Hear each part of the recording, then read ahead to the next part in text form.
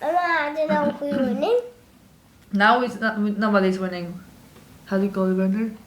Draw. A draw. Red. No, that's me. You are a cat. Ooh, mew. Actually, it's a fox, no? It's not a cat. Blue. Meow. This is Finding Frequency, and my name is Van der Puchert. He hates to lose. He just doesn't like it. Even yesterday, Martha was trying to play the same board games, and you heard them playing. I'm just sitting on the sidelines. I'm not a referee, I'm just observing.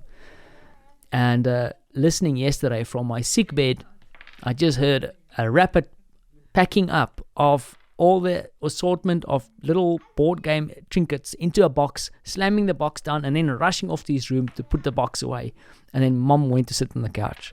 Because you see, our little terrorist hates to lose. He needs to win every second, every round, every aspect of a game. And if he doesn't, he starts throwing things, really throwing things around. So we have a bit of a job to do, because he needs to realize that unfortunately life doesn't consist of winning all the time. You lose. And sometimes, most of the times, you lose. That's why you have to make the game, playing the game, participating in the competition. And it doesn't always have to be a damn competition. Not everything is a competition, and maybe that's the insight there. Not everything in life is a competition. Sometimes working towards something, the working towards, should be something that you enjoy. Because even if you don't get the payoff, there's something to learn out of the participation in. So he needs to learn that, because I think the best part of today was just sitting there. I don't know who won, who lost. Sitting there, having a moment together, watching him play, and actually seeing how he is mastering and understanding the rules after just a year where he kind of just sucked on the little bits and bobs in the box. Now he's participating. He understands the rules clearly. So for me, it's a miracle seeing him do that. But for him, he needs to win. And I think maybe sometimes we like that as well. I feel like, especially like the last couple of months, I'm taking a lot of things for granted around me. And perhaps we all feel like that, because I think the mental toll of all of us sitting in our kind of four walls or in our lives locked down. And I think the lockdown is not always about being locked in an apartment. It's locked down into kind of consistent things. You can't break out of it to go, let's say, to another city. Or for me, it's just breaking out to go take a walk in Warsaw and just have a cup of coffee somewhere, to sit down and gather my thoughts for 10 minutes. I can't do that, and it's destroying my soul. It's really destroying my soul. I miss that. I miss connecting with a lot of my friends and just having a face-to-face cup of coffee and a conversation.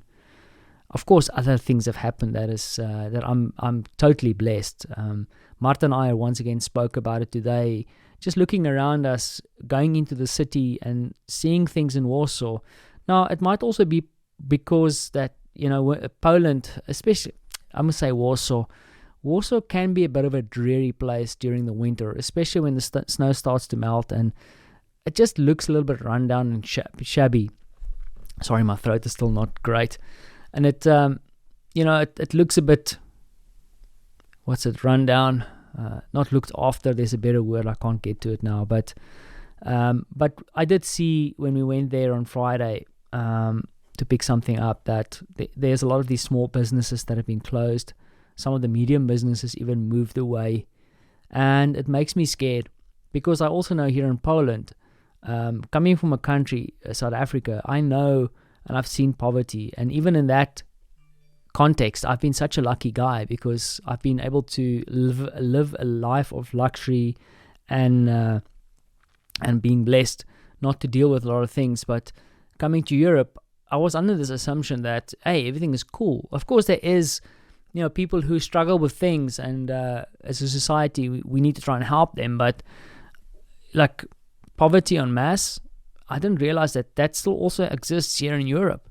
I know for a fact that, and Marta spoke to me about it today, that there are still people living here in Poland, with no bathrooms in their houses, no heating, still burning fires to keep warm. And that's a scary thought for me.